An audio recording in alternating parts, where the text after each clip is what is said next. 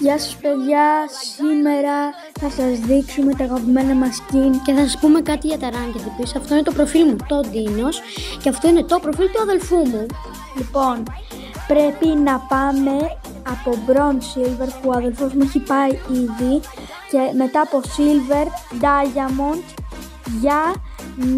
για 10 εγγραφές θα πάμε Diamond. Ναι, έτσι? Και επίσης κάντε και όλοι σας like και θα σας δείξουμε τα αγαπημένα μας skins. Το αγαπημένο μου skin. Και ξεχάσαμε να σας δείξουμε τα προφίλ μας. Κοιτάξτε τα προφίλ μας. Κάντε μας friends άμα μπορείτε, και το προφίλ του αδελφού μου τώρα. Ωραίο είναι, εντάξει. Δεν έχω πολλά κύπελα. Έχει και επίσης Amber, αλλά ναι, και τώρα θα σας δείξουμε τα αγαπημένα μας skin. Εμένα μου αρέσει πάρα πολύ αυτό που έχω και τώρα και θα σας το δείξω και πώς λέγεται κιόλας. Γιατί παίχτηρα όσοι δεν την ξέρουν, λοιπόν πάμε.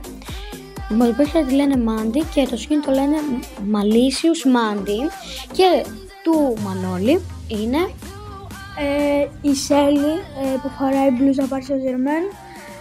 Μ' αρέσει γιατί είναι και ποδοσφαιρικό και μ' αρέσει και το ποδόσφαιρο.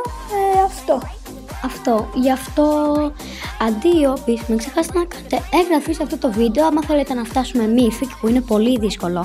Πάμε να τα καταφέρουμε μαζί, παιδιά. Θα τα πούμε σε ένα ακόμα βίντεο. Αντίο.